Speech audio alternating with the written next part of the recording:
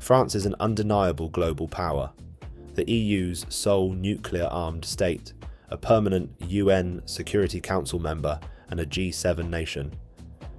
In today's video, we explore France's hegemonic strategy, the immense strategic weight of its nuclear deterrence, and how Europe is hedging against geopolitical risks. Give us just 5 minutes, and please watch until the end. Europe must act to defend its own interests. The EU's mutual defence clause is stronger than NATO's and leaves no room for choice.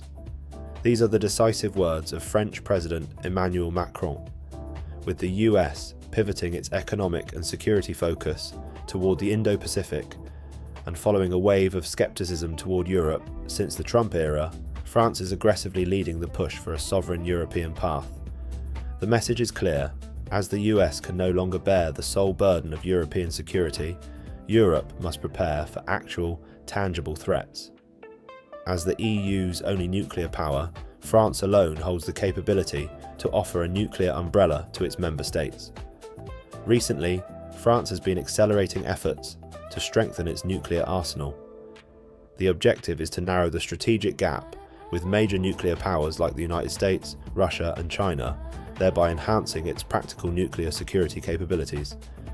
Furthermore, France is a formidable military powerhouse with extensive modern combat experience and a fully independent defence manufacturing base, capable of producing everything from main battle tanks and fighter jets to nuclear-powered aircraft carriers.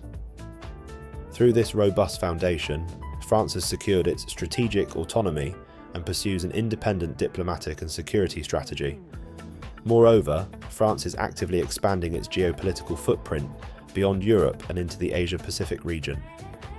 President Macron's diplomatic engagements with nations like Japan and South Korea signal France's firm commitment to fulfilling its responsibilities as an advanced, major global power in the international community.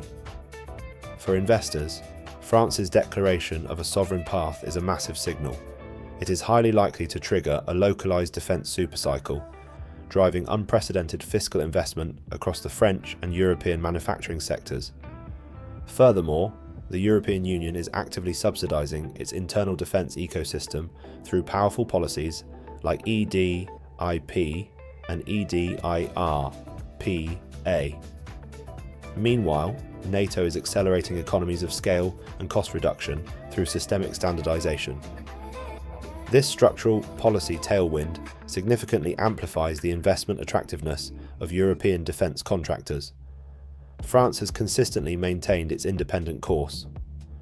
True to the old adage that France never abandons its imperial identity, the nation continues to assert its geopolitical weight through its independent nuclear deterrence and advanced arms exports. The ultimate question remains: can France successfully lead the way to a secure, peaceful and self-reliant European hegemony?